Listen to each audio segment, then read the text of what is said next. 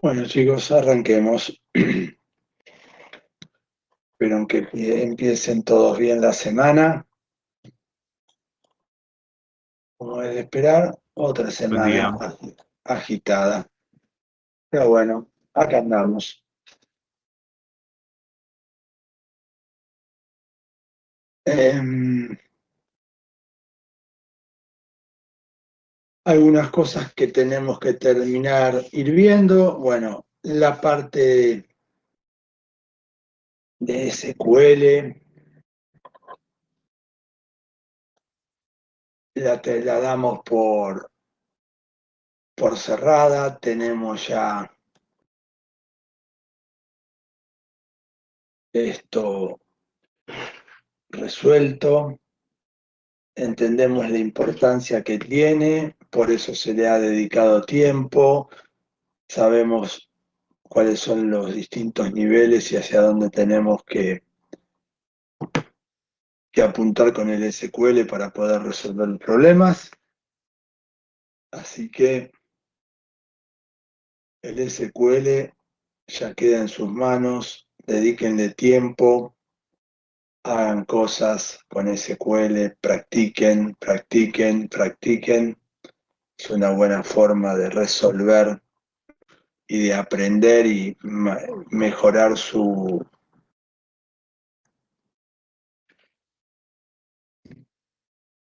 experticia como programadores. Lo que vamos a ver ahora, vamos a volver a retomar un tema que habíamos visto al principio, porque con, con las bases de datos relacionales tenemos que entender bien el modelo de entidad-relación y tenemos que tener en cuenta cuáles son los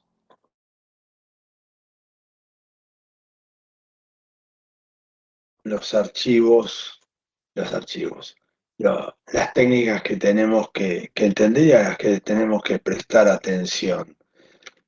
El desarrollo de base de datos es muy amplio, tiene muchos espectros distintos para analizar, los cuales exceden a una materia de un cuatrimestre. Lo que debemos entender es algunos conceptos básicos y después, según la experticia que ustedes vayan a trabajar o el área en la cual se vayan a ir especializando, va a ser que ustedes puedan trabajar o enfocarse y desarrollar más sus conocimientos. Pero conocer la estructura básica de un motor de base de datos relacional, entender su complemento con el SQL, entender cómo se crean de una manera medianamente ordenada y con un método de trabajo las bases de datos, las tablas que hay en una aplicación, cómo verificarlas. Eso es el conocimiento base, es la línea mínima que tendríamos que entender todos. Tenemos ya creo que el primer paso resuelto, el SQL y la estructura básica de lo que es un motor de base de datos, ya lo tenemos, hemos nombrado lo que son los modelos de entidad-relación, que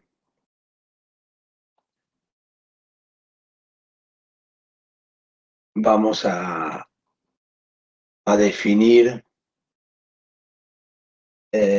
ahora de vuelta, y lo que es la normalización y desnormalización de base de datos o optimización. Por muchas veces en la bibliografía la desnormalización, que hace,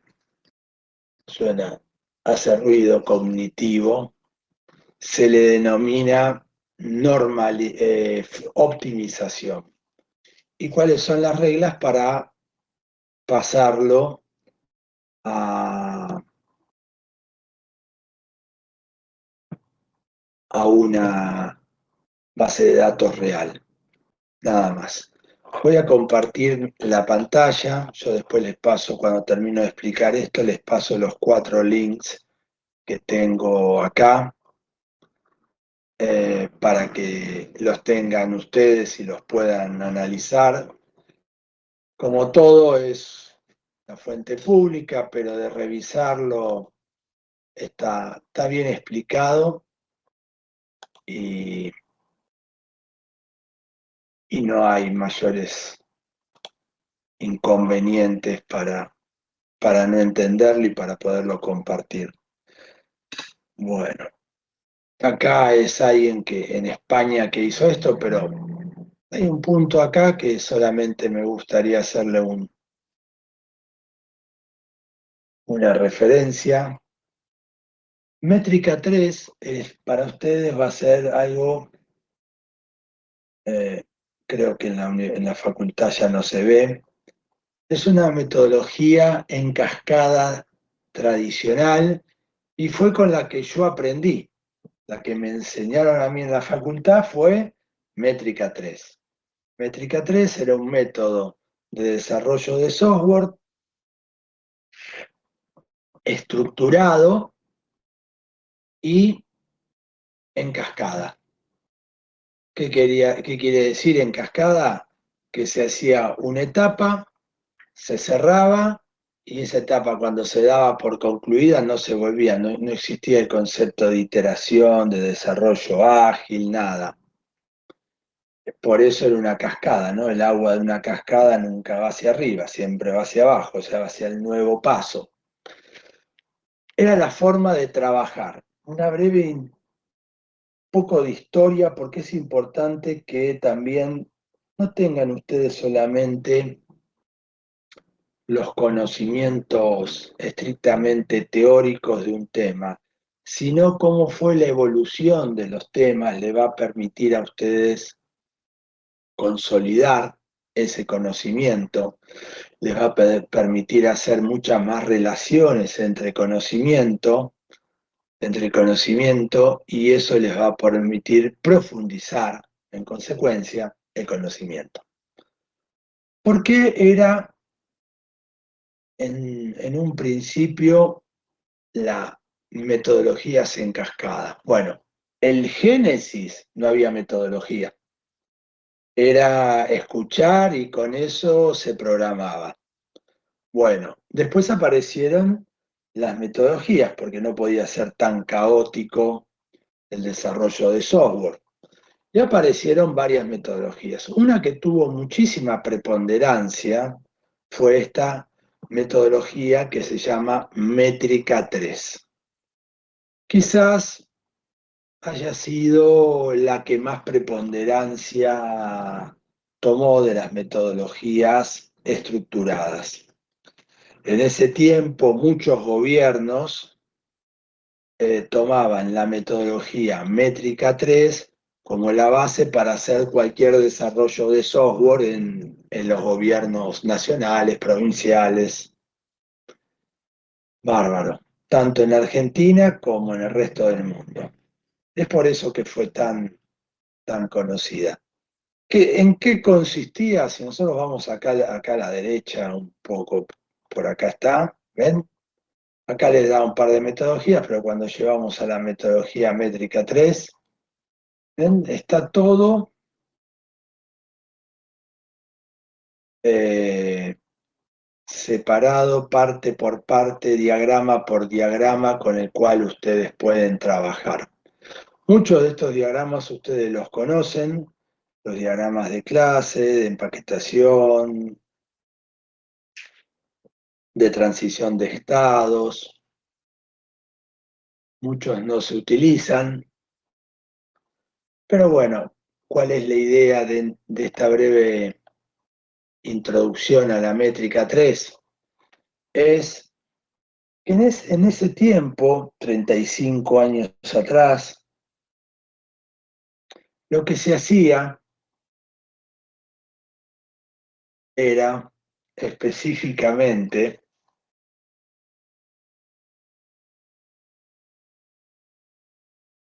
un solo tipo de aplicaciones. Eran aplicaciones que eran muy estándares, muy estables. Cuando digo muy estables, era donde se empezaba a hacer sistemas contables, por ejemplo.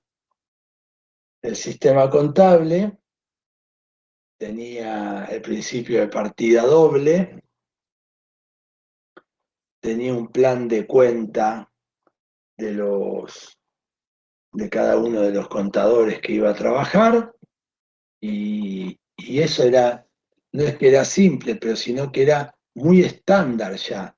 Entonces, no se encontraban cambios constantes.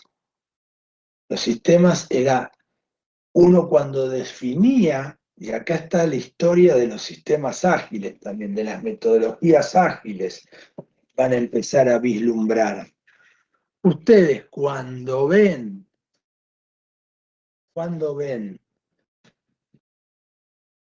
una metodología estructurada es porque la aplicación con la cual se iba a trabajar era estructurado, no cambiaba.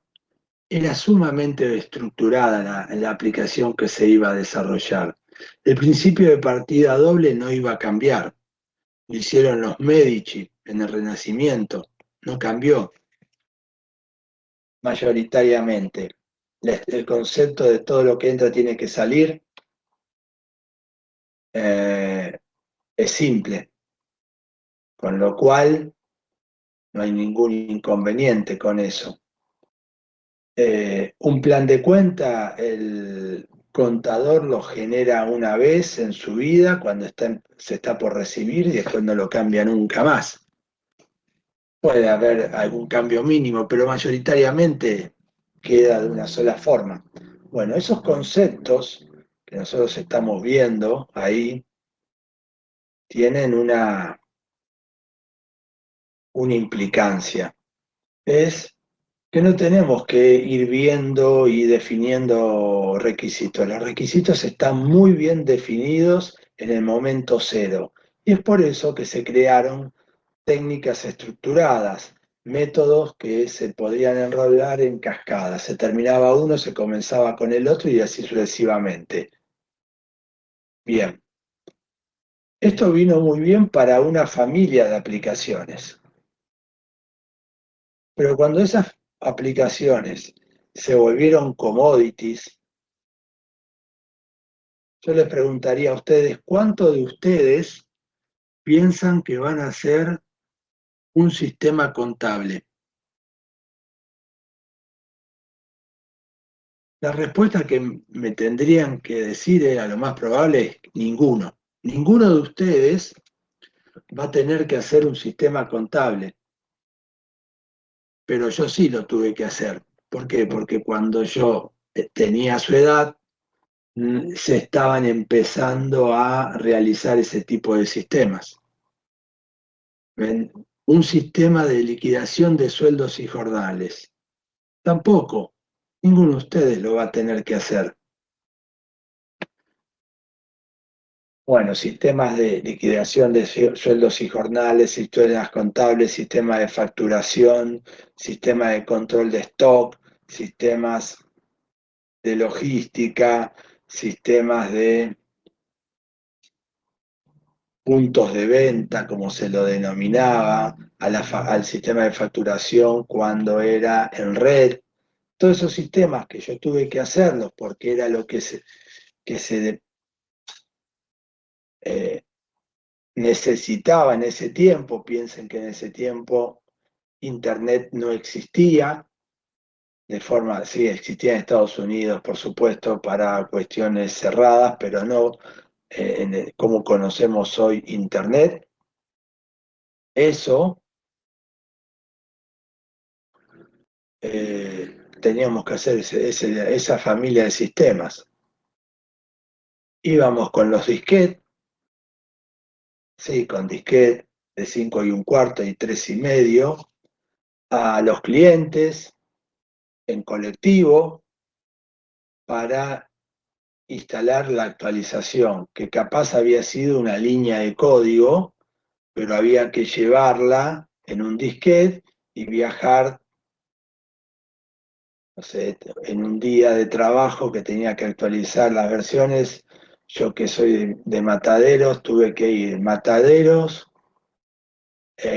Avellaneda, Microcentro, Martínez, Aedo y volver a mi casa a la noche. Todo eso en colectivo. Y llevando un disquete, llevaba 2 copias por si se me rompía, y poner una cosa que llevaba un momento. Bueno, así era. Y así estaba la metodología métrica 3. Les cuento todo esto para que entiendan por qué había metodologías estructuradas. Cuando aparece Internet, cuando aparece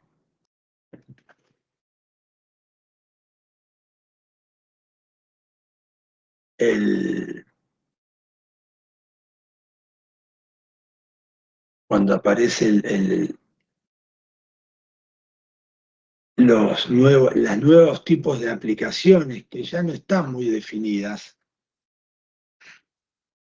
uno entiende que muchas de las aplicaciones que hoy estamos desarrollando son aplicaciones que el usuario ni siquiera creía que podía necesitar. ¿Mm? Eso impacta directamente en que los requisitos de sistemas son mucho más laxos. Y al ser mucho más laxos, se necesita más iteraciones y que las metodologías sean mucho más flexibles para poder entender los requisitos. Muchas veces los requisitos van en función de prueba y error. Te muestro un requisito, te muestro una funcionalidad que le agregué y a ver qué te parece, y ajustamos sobre la marcha. Es por eso que surgen las metodologías ágiles. Toda esta pequeña introducción y toda esta pequeña historia que no tiene mucho que ver con la base de datos, simplemente se las comento para que ustedes entiendan qué es, por qué hay una diferencia entre las metodologías, entre las métricas, métrica 3, que es una metodología estructurada o de cascada, y las metodologías ágiles. Y cómo fue que avances tecnológicos y estandarización de las aplicaciones que ya existen, hicieron que nosotros tengamos que cambiar las metodologías de construcción de aplicaciones. Esto impacta que cuando ustedes sean los profesores, cuando ustedes tomen la posta en la universidad, en la facultad, espero que muchos de ustedes lo hagan, les van a tener que explicar lo mismo con las metodologías ágiles. Cuando yo ya ni siquiera esté en la facultad, esté jubilado, esperemos, el punto, lo que va a pasar es que ustedes van a tener que explicarles a los nuevos alumnos que las metodologías ágiles habían servido para resolver algo. No sé cuáles serán las metodologías del futuro, no tengo la bola de cristal, pero puedo llegar a intuir que sí va a haber nuevas metodologías y que no va a terminar en las metodologías ágiles. Pero es algo muy importante en el conocimiento, chicos. Una de las cosas que a mí me ha servido más para profundizar conocimientos en informática es hacerme una simple pregunta. ¿Por qué?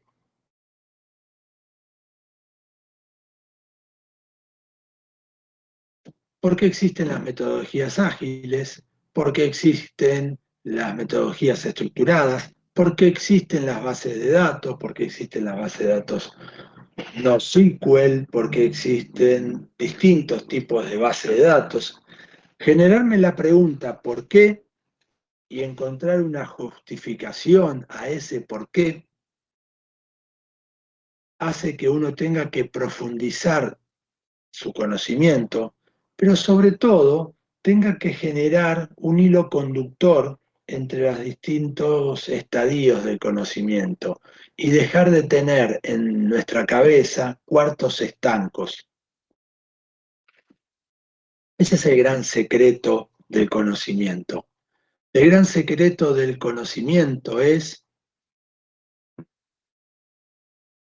no tener cuartos estancos, no generar cuartos estancos. ¿Estamos? Ese es uno de los grandes secretos que tenemos que entender en nuestra vida. No tener cuartos estancos. ¿Mm? Esa es la situación a la cual nos tenemos que tratar y esforzarnos de eliminar de nuestro conocimiento. Todo está conectado con todo, todas las materias están conectadas con todas, pero son tantas y hay tanta vorágine que no llegamos muchas veces a poder captar la relación que hay entre unas y otras, pero todo está conectado.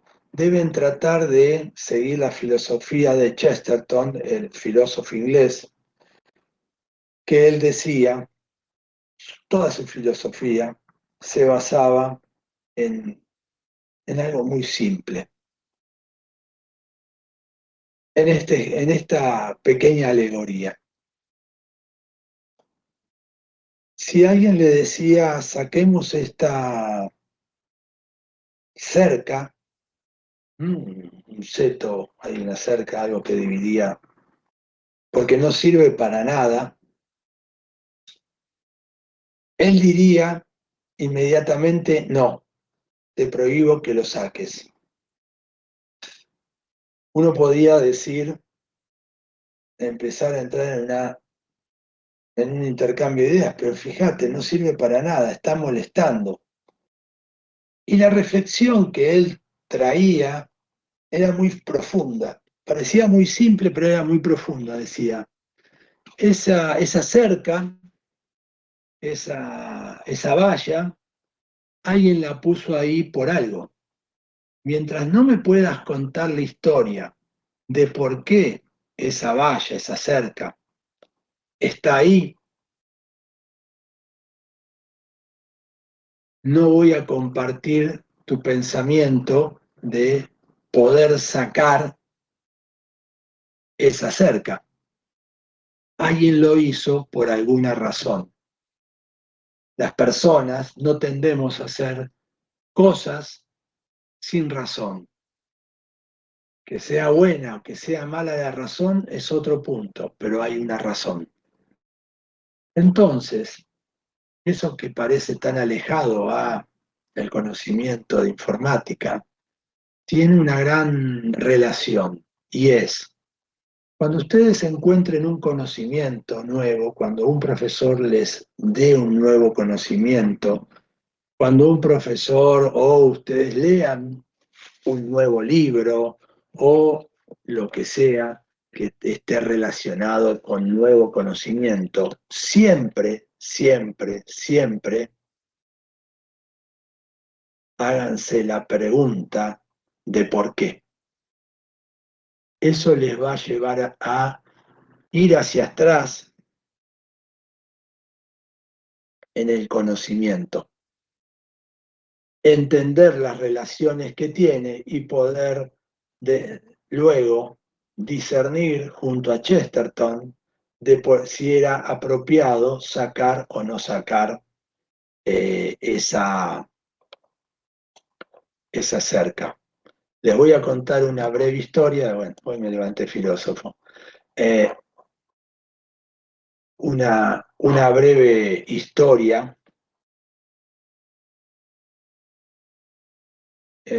real para entender la importancia de no tomar decisiones a la ligera con esto del conocimiento, ¿no? Esto del saber y quedarnos con los cuartos estancos. ¿Qué tiene que ver, si yo les preguntaría, qué tiene que ver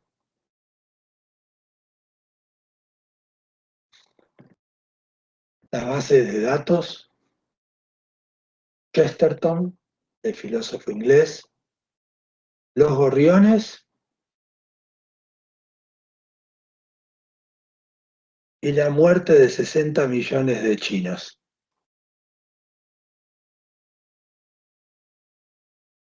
Muchos temas conectados ahí. ¿Viste? Bueno, el punto, Gabriel, es el siguiente. En la época de Mao Zedong, de Mao, la década del 50, a Mao le dicen,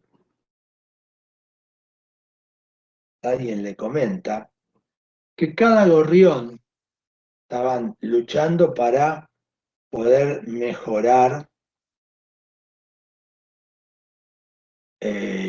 su capacidad de producir alimentos para los chinos. Al margen de todas las idioteces que habían cometido, por ejemplo, no respetar los cultivos tradicionales por zonas. Por ejemplo, en el Tíbet, después de haberlo invadido, sacaron todos los cultivos que eran tradicionales, que estaban por miles de años, y trataron de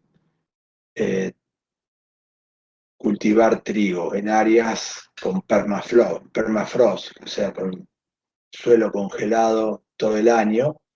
Bueno, hubo grandes hambrunas porque no cultivaron nada y se murieron literalmente de hambre. Pero lo de los gorriones sucedió y fue mucho más grave porque abarcó toda China. Le comentaron a Mao que cada gorrión comía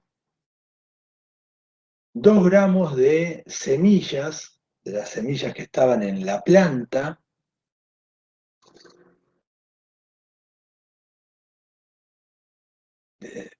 por día. Si contamos con que hay millones de gorriones en toda China, el punto era que se comían toneladas y toneladas de granos por cada cosecha, lo que podría ser aprovechado para el pueblo de China. El hilo de razonamiento hasta acá es perfecto, no hay ningún problema. Bueno, la decisión rápida y apresurada fue: matemos a todos los gorriones. Y así se hizo. Si ustedes ven Hambruna de China de los gorriones y lo ponen en YouTube, van a ver a un montón de chinos cazando gorriones, haciendo ruido para que no puedan descansar los gorriones, se caían los gorriones de cansancio porque no los dejaban que aterrizar, los forzaban a volar, y así eliminaron millones de gorriones. Esos millones de gorriones, cuando terminaban y mostraban sus fotos y había competencia a ver qué ciudad cazaba más gorriones, un momento terminaron los gorriones. Bien, ahora vienen las grandes cosechas.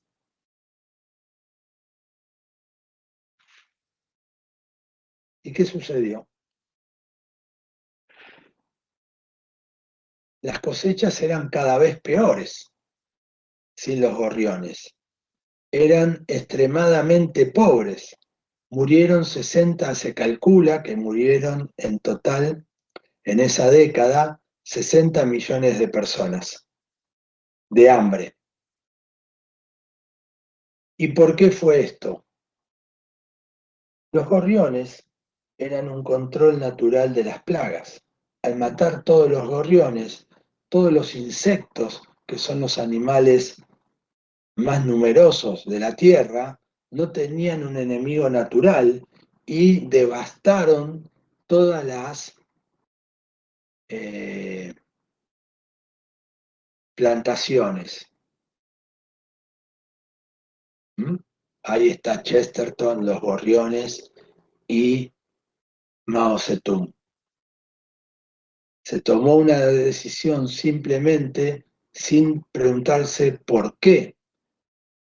¿El por qué qué era? ¿Por qué durante miles de años agricultores del mismo país, chinos como nosotros, no habían hecho nada contra los gorriones? Simplemente porque ellos sabían que eran un control contra los insectos. Bien, ¿qué tiene que ver esto con las bases de datos? Bueno, lo que tiene que ver es el ejemplo de que deben preguntarme y por qué. Me deberían llevar, chicos, al borde de que yo les tenga que decir, bueno, déjame que lo tengo que ver porque no lo tengo muy en claro. Tendrían que ejercitar mucho más el porqué de cada uno de los conocimientos que ustedes están viendo. ¿Cuál es la relación con otras materias? ¿Por qué lo vemos? ¿Por qué se hace así? ¿Cuál fue cómo fue el estadio, la evolución hasta llegar acá?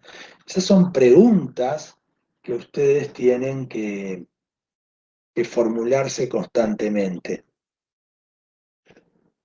Es la única manera de poder empezar a generar las preguntas que importan, que son el para qué. Siempre recuerden, el por qué mira hacia atrás, el para qué mira hacia adelante. Y eso lo deben tener muy presente en su vida. Si ustedes se quedan solamente con el por qué, son las personas que terminan en grandes depresiones, porque no le pueden encontrar una salida a las cosas buenas y no tan buenas que nos van a pasar a todos y que nadie se va a escapar de ello. En cambio, si ustedes en primera instancia reflexionan sobre el por qué y en un momento dicen, ahora que entendí la razón, me voy a centrar en el para qué he tenido esta experiencia y puedo ver hacia adelante, voy a poder completar el conocimiento y generar algo de sabiduría. En el estudio es lo mismo. ¿Sí? Tienen que formularse el por qué para después formular el para qué. El para qué de esta materia es central para el desarrollo de sus habilidades para ser ingenieros informáticos. No existe materia, no existe aplicación que no tenga un almacenamiento de datos, como no existe una aplicación que no tenga arquitectura de sistemas y no existe una aplicación que no tenga un lenguaje de programación sobre el cual se basa esa aplicación. Esos tres puntos son muy importantes. Esa es la importancia y la razón de ser de esta materia. Ahí tienen el para qué. Y el por qué es lo que estamos viendo. La evolución de todas las técnicas y para qué nos va a servir cada una de ellas. Más o menos esto es el concepto que ustedes se tienen que ver. Y es por eso que les contaba la historia entre las metodologías ágiles y las metodologías estructuradas. ¿Mm? Bien, ¿cómo terminó la hambruna de China? Bueno, vieron que algunos gorriones habían sobrevivido y lo que hicieron fue criar gorriones nuevamente, fomentaron la crianza de gorriones, después había competencias por quién criaba más gorriones Y después, con el tiempo, pero pasó una década, por eso murieron tantas personas, se equilibró de vuelta la relación gorriones-insectos y volvieron a tener una cosecha como antes. Pero durante 10 años estuvieron con ese problema. Simplemente porque nadie recordó a Chesterton y dijo, quiero sacar esta valla. Chesterton te habría dicho, no. Cuando le preguntaran por qué, explícame por qué alguien la puso primero. Bueno, ese es el concepto que tienen que tener en la educación. ¿Por qué están aprendiendo esto? ¿Por qué de cada materia? Deben tener una relación con, con ese entendimiento y van a poder adquirir y entender mucho más la carrera se hace en términos generales mucho más interesante. Bueno, volviendo a lo nuestro. Ya sabemos métrica 3, me fui por las ramas, volví y ahora estoy con el modelo de entidad-relación. ¿Qué es el modelo de entidad-relación? Nosotros cuando hablamos de una aplicación, decimos que tenemos una aplicación tradicional, tenemos los productos, tenemos características para esos productos, esas características, no sé, tengo producto, tiene un código de producto, tiene una descripción de producto, tiene un peso de producto, tiene un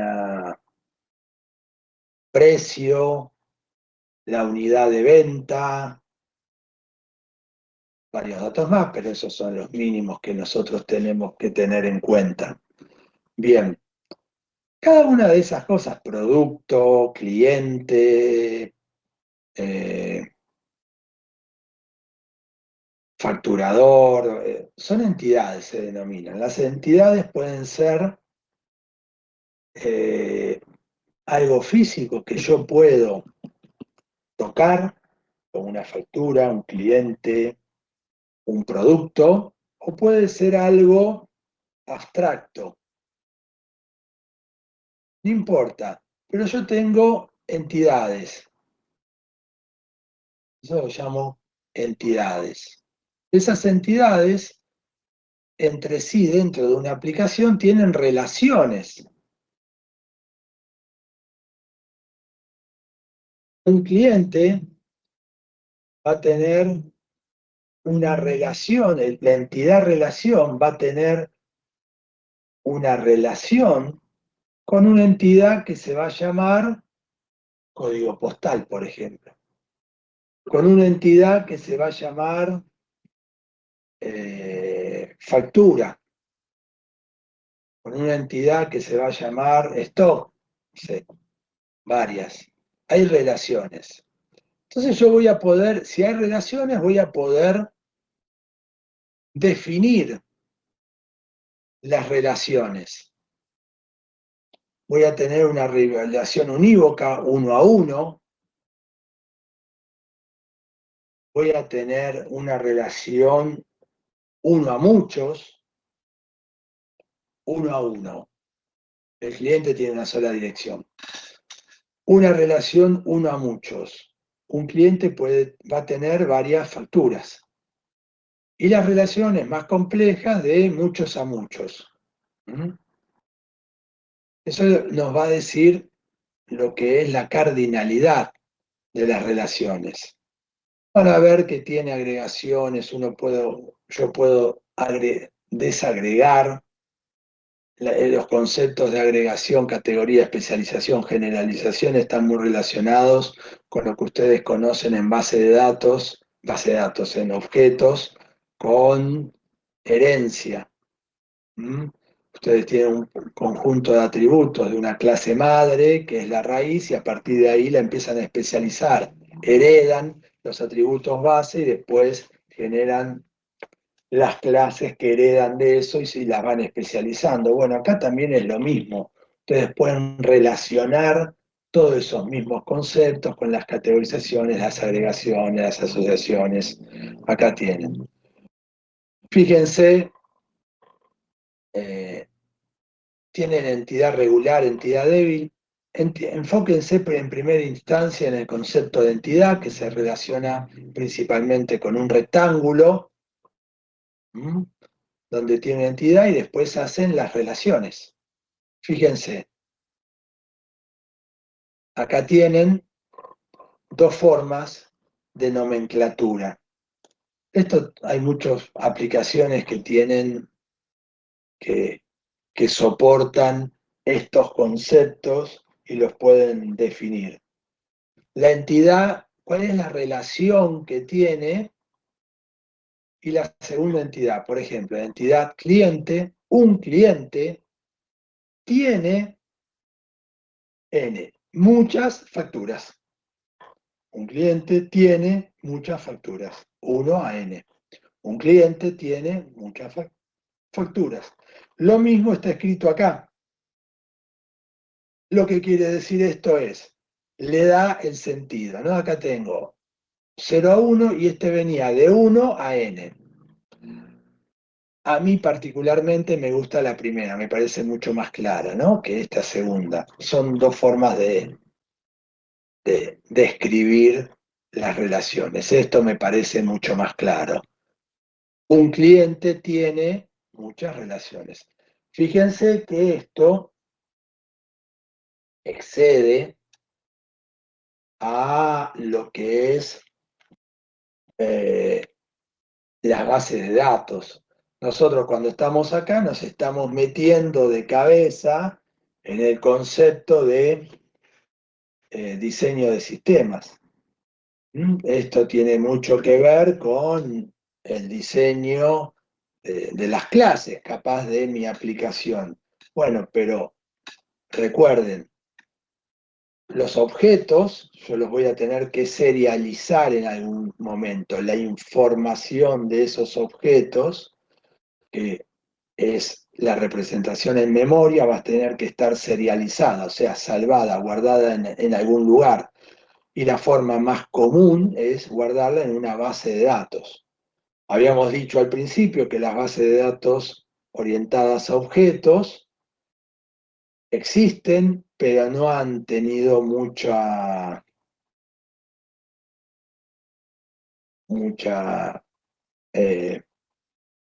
uso por cuestiones de performance y complejidad de mantenimiento, nunca terminaron de despegar y las bases de datos relacionales fueron las que terminaron ganando la contienda. Pero bueno, tenemos que entender eso, ¿eh? Eso que estamos viendo ahí, lo tenemos que ver y entender ese concepto de relación que tenemos, entidades. Bueno, los atributos, acá lo que estamos poniendo es esas entidades, los nombres de los atributos, las relaciones, distintos valores. ¿Por qué vemos esto, el modelo de entidad-relación? Vemos esto acá. Bueno, porque es una manera natural de empezar a definir cuál va a ser nuestra estructura de datos. Primero tenemos nuestro modelo de entidades y relaciones, esas entidades están muy, muy de la mano de la aplicación con la cual estamos trabajando, esto es muy propio del diseño de sistemas, pero parte de ese diseño de sistema lo tenemos que tomar para definir, bueno, cómo vamos a construir nuestra base de datos, porque acá el puente que estamos tendiendo con la materia diseño o arquitectura de software o de sistemas, pongan el nombre que quieran, es el siguiente. Uno, en una aplicación normal que estamos empezando a realizar desde cero, no piensa primero en la base de datos, primero piensa en la funcionalidad de la aplicación. La funcionalidad de la aplicación va a darle este concepto de entidades y relaciones entre entidades, que según la metodología de diseño con la cual, de desarrollo de software con la cual están trabajando, tendrán más, menos detalle, y definirán si son clases, es algo procedural, entendiendo que en este momento al mínimo, como mínimo será el diseño de las clases, la estructura de la herencia que tengo en mi aplicación y demás. Y eso en un momento voy a tener que decir, bueno, yo voy a tener que generar ¿qué? Voy a tener que generar un almacenamiento permanente de datos. Voy a tener que serializar estos objetos que voy a tener, estas clases que voy a tener, y estos objetos cuando estén ejecutándose en memoria. Bueno, entonces ahí digo, tengo que utilizar una base de datos. ¿Y cómo armo mi base de datos? ¿Cómo le digo al administrador de base de datos, bueno, créame una base de datos que tenga la tabla A, B y C? En la tabla A tiene que tener estos campos, en la tabla B tiene que tener estos otros campos, en la tabla C tiene que tener estos otros campos, la tabla A tiene que tener este índice, la tabla B tiene que tener este otro índice. ¿Cómo hago yo para informarle eso al administrador de base de datos? Bueno, lo que tengo que ir es tomar parte del diseño que hizo el diseñador de base de datos, o el mismo diseñador de base de datos, lo baja y dice, bueno, acá en función de mi diagrama de entidad-relación, lo pueden hacer, sepan, paréntesis, con otros diagramas. Pero este es el más tradicional, el más básico, el más elemental, el más utilizado. Este es mi diagrama de entidad-relación. En función de estas entidades, puedo inferir que necesitaría estas tablas. Si ustedes lo ven así, este gráfico que ustedes ven acá, uno podría intuir rápidamente que cada entidad en una primera instancia podría ser quizás una tabla, y los atributos de las entidades van a ser los campos de cada una de esas tablas. Cuando voy acá arriba y veo las relaciones tiene 1 a n, van a ser, ¿se acuerdan? Clave primaria, clave foránea, ahí se me empieza a armar la estructura de las tablas. Fíjense, solamente viendo esto. Si yo ya veo que hay una relación, tengo que hacer algo para, en cliente o en facturación, voy a tener que poner algún campo para que estén relacionados. ¿Estamos? ¿Ven? ¿Por qué? Porque yo ya veo que hay una relación. No sé si lo tendré que poner en cliente o lo tendré que poner en facturador, la relación, pero en algún lado lo voy a tener que poner. ¿Estamos? Entonces, ahí me empieza a generar toda la estructura. Bueno, después van a ver que hay relaciones de exclusividad, o es uno o el otro, hay jerarquías, es un subtipo. Hay varios modelos, pero uno podría definir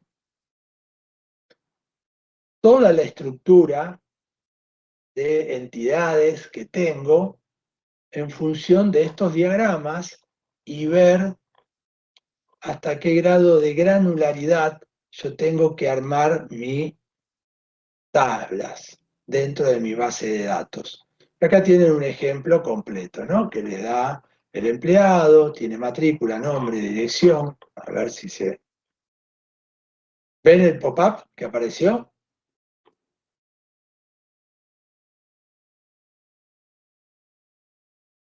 Sí, sí, se ve. Perfecto. ¿Ven? Acá tienen empleado, pertenece a un departamento, tiene código de departamento, nombre de departamento, es un administrativo o es un técnico o uno o el otro, Si es técnico tiene un nivel, trabaja en una relación a uno a muchos, en un proyecto, fecha de asignación, fecha de cese de cada uno de los proyectos, y acá tenemos todos los proyectos. Fíjense, ¿ven? ¿Qué hice acá con mi diagrama de entidad-relación? Definí las entidades. ¿Cuáles son las entidades con las que trabajaba? Empleado, departamento, administrativo, técnico, proyecto. Fíjense que hay abstractos, entidades abstractas y entidades físicas. Al empleado lo puedo eh, tocar, lo puedo reconocer. Al proyecto es algo más abstracto. El proyecto, el resultado del proyecto es lo que voy a poder ver, pero como proyecto en sí suena un poco más abstracto. Entonces yo voy haciendo toda esta vuelta con la cual uno va entendiendo cómo, cómo deberíamos trabajar con esto, ¿no? Ahí tenemos todos los pequeños detalles de un diagrama de entidad-relación. Fíjense que también es medio tedioso hacerlo para toda una aplicación, pero un buen diseño de sistema tendría al menos una primera iteración con un buen diagrama de entidad-relación para poder definir que no se me escape nada. Porque yo cuando digo que hay un empleado que es administrativo, que es técnico, en cada entidad que están viendo, a ustedes se les podrán definir, acá por una cuestión de simplicidad, no se habrán puesto los atributos de un administrativo y de un técnico, salvo que el técnico tiene un determinado nivel, pero puede estar el empleado técnico y administrativo en la misma tabla, o tendré que hacer una desagregación. Tendré un cuerpo principal, una tabla que diga empleado, y luego una o dos tablas, al no saber cuáles son los atributos de cada uno de ellos, no voy a saber cuáles son las características para ser un administrativo y las características para ser un técnico. Entonces puede ser que sean dos tablas separadas o una sola tabla. ¿Ven cómo se me va armando? Voy encontrando potenciales tablas con los cuales yo voy a tener que trabajar. Los departamentos, código de departamento, nombre de departamento. Esto ya sé que es otra tabla. El proyecto ya sé que es otra tabla. Entonces, rápidamente pude detectar que al menos tengo 3 tablas, seguro, y tengo 2 tablas más potenciales. Pueden ser que simplemente sean un campo 01 que diga administrativo o técnico, o que sean una tabla separada con los atributos de cada uno, o 2 tablas, uno para administrativo y otro para técnico. Eso es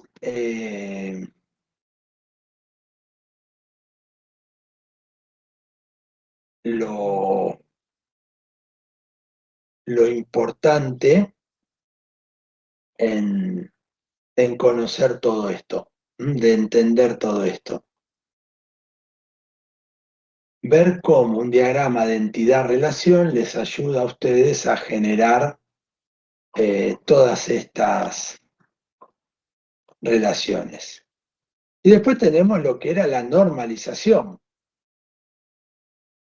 ¿Se acuerdan? Con las formas normales, porque ahora ya tengo una primera estructura de tablas que salió de mi diagrama de entidad-relación. ¿Cómo lo fue definiendo? Porque en mi sistema tengo empleados. Bueno, entonces tengo la entidad empleados. Y eso impacta que yo me tuve que preguntar cuáles eran los atributos de empleado. Y acá los tengo.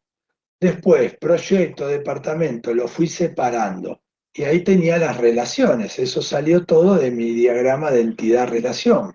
Ahora tengo que decir, bueno, hasta qué grado dentro de mi base de datos voy a tener que desagregar. ¿Se acuerdan?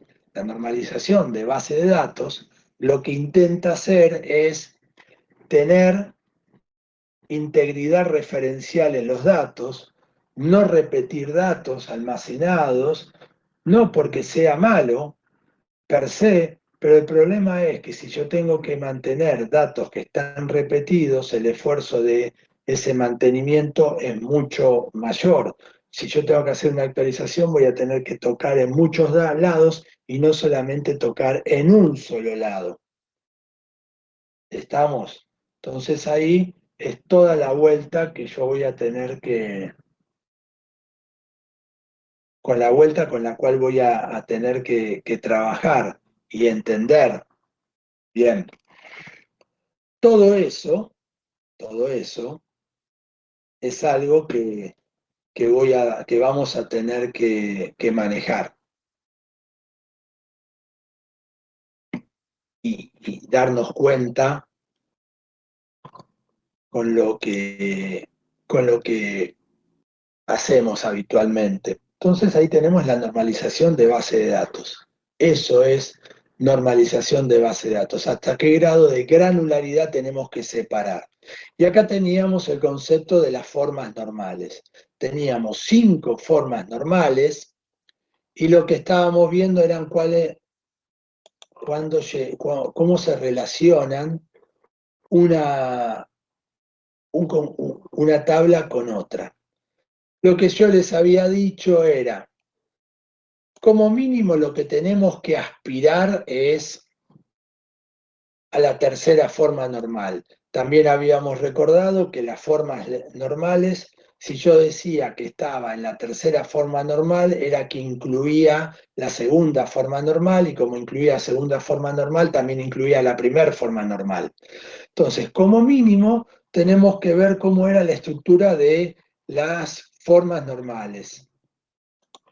Así que ahí tienen una manera de ver y de desarrollar esto de entender cómo poder definir cuáles son los campos, cómo los tendría que tener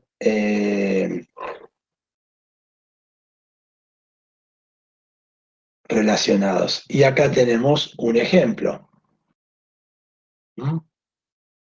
Los técnicos poseen conocimientos, trácate, los técnicos, así no me aparece eso, un ejemplo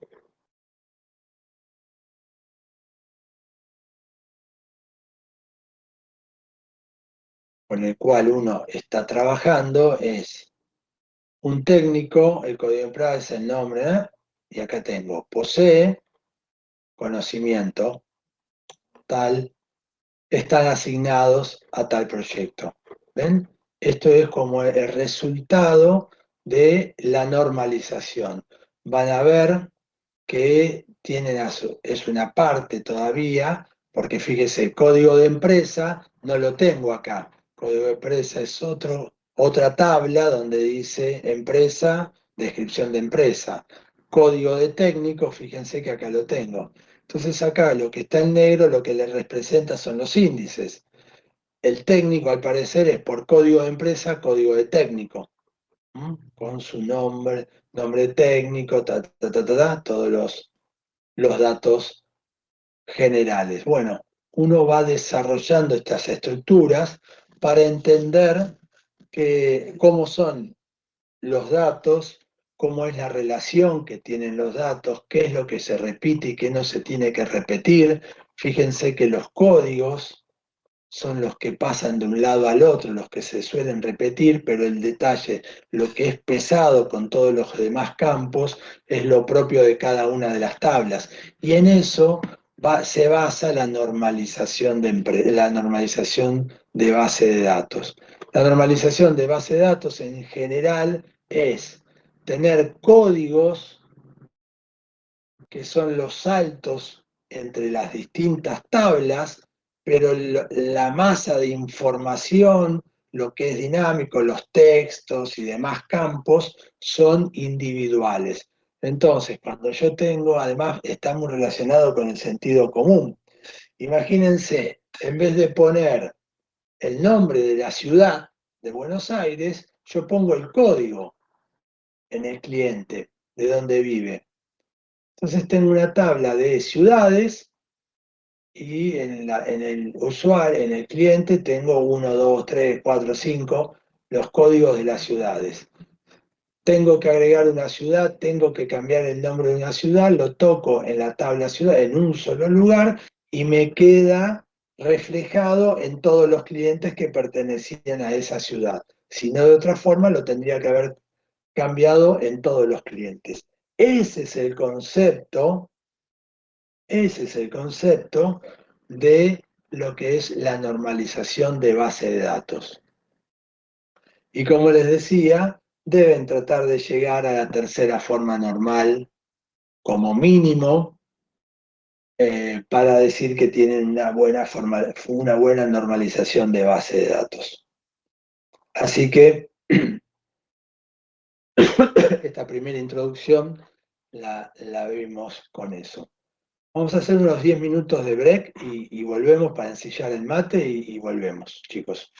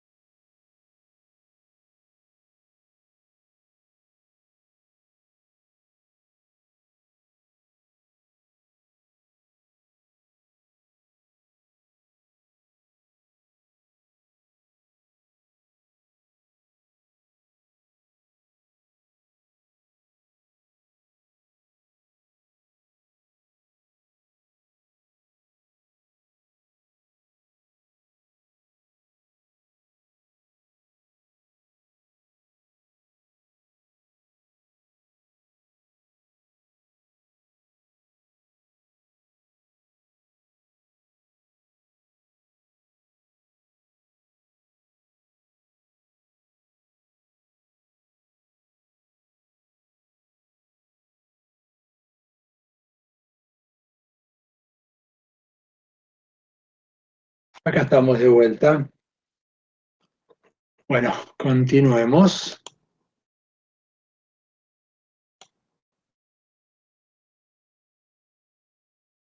Bien, vamos a compartir la pantalla. Estábamos en normalización, las formas normales, ahí tenemos algo de los conceptos básicos, ya los vimos.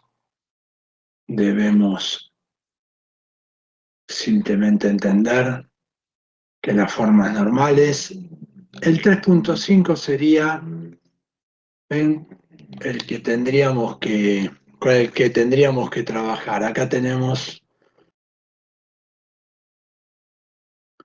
la forma normal para tener todas relaciones 1 a n. Acá tenemos un ejemplo completo donde van a poder entender dónde están, cómo es un buen desarrollo de una forma normal en la tercera forma normal, que es lo que a nosotros nos interesa llegar en términos generales a todo diseño. La cuarta y la quinta son muy especializadas y por lo general son contraproducentes. Otro concepto que ustedes deben entender es que no solamente es, o sea,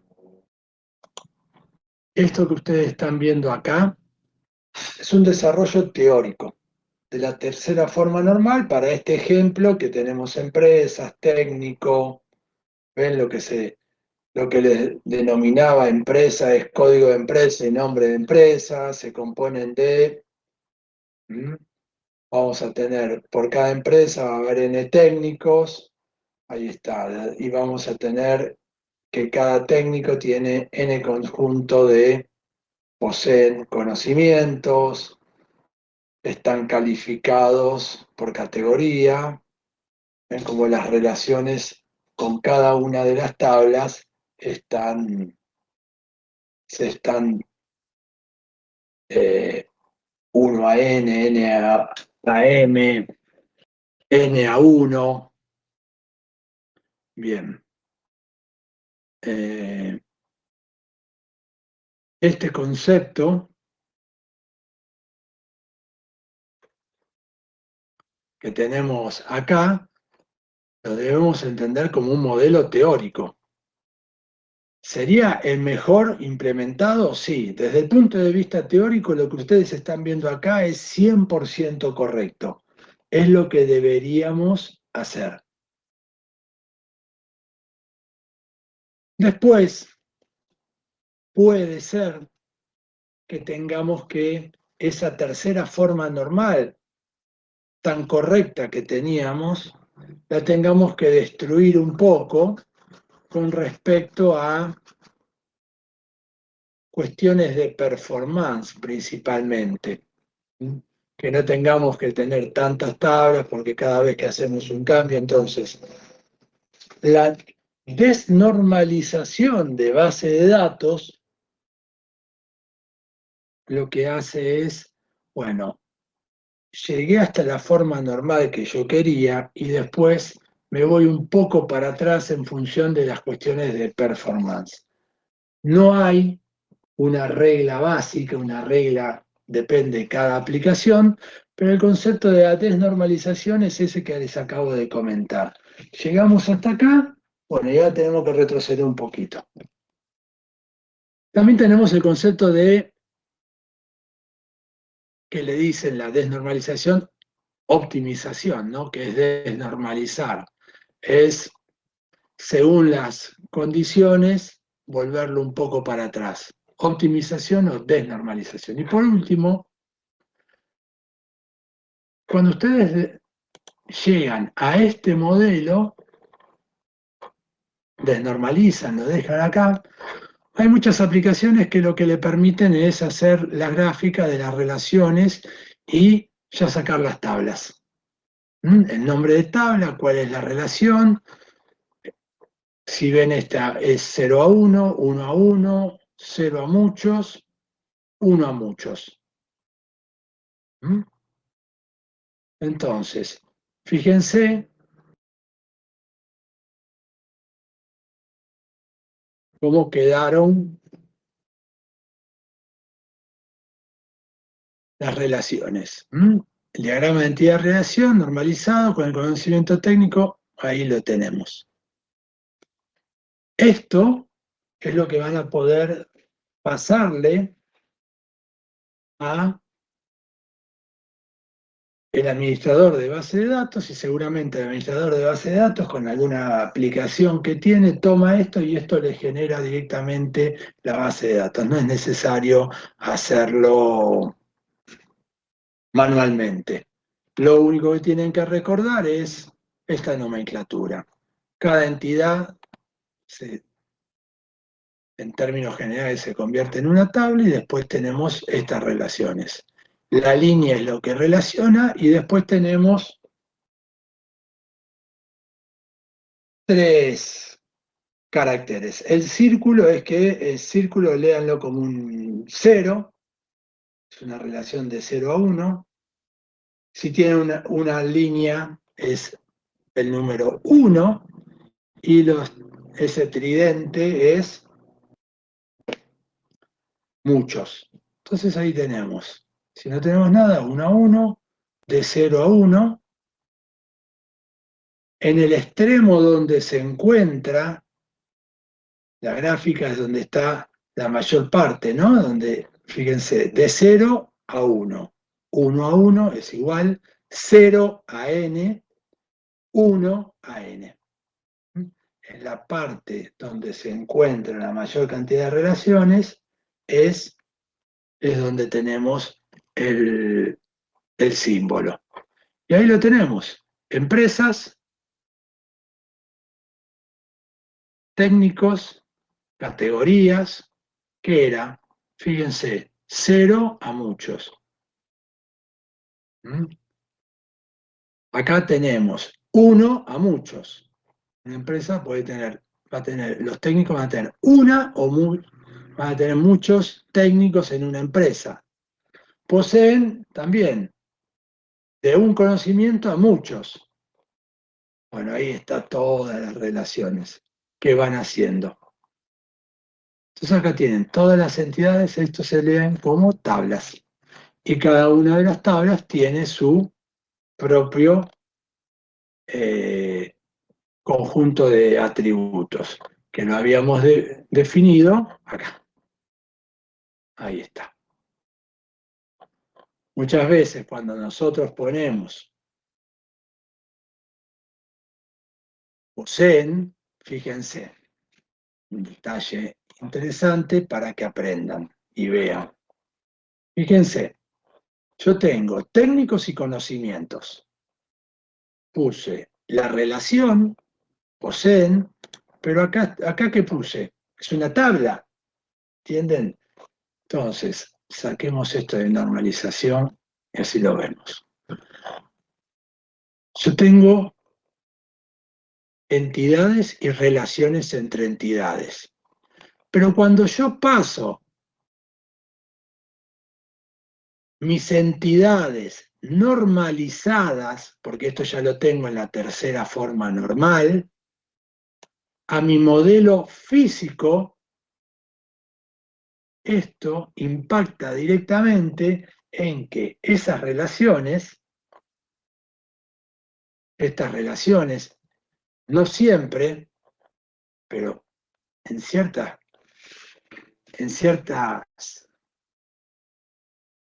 categorías, cuando tienen alguna relación propia, va a generar otra tabla. Entonces, categorías y técnicos pasa derecho, porque yo tengo, un técnico va a tener 0 o n categorías asociadas. Las empresas también. Pero un técnico posee conocimientos. Y acá lo que estoy haciendo es una relación, ¿por qué? Porque los conocimientos ¿Dónde voy a guardar? Fíjense cuál es la diferencia entre conocimientos y categorías. Cuando yo vengo acá, veo que hay dos relaciones. Bueno, pero las relaciones acá es uno a muchos y no tiene ninguna especificación y acá dice la palabra grado. Entonces, si yo tengo categorías, ¿las categorías son estándares? Sí, se asume que sí, que son estándares. Entonces yo puedo marcar acá en el técnico todas sus categorías.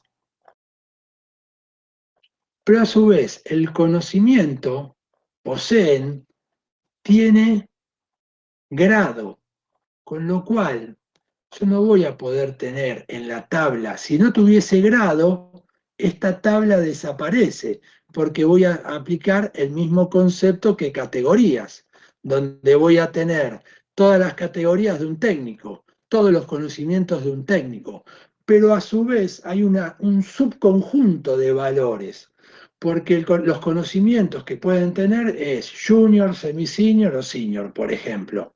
Entonces eso lo tengo que guardar en algún lado.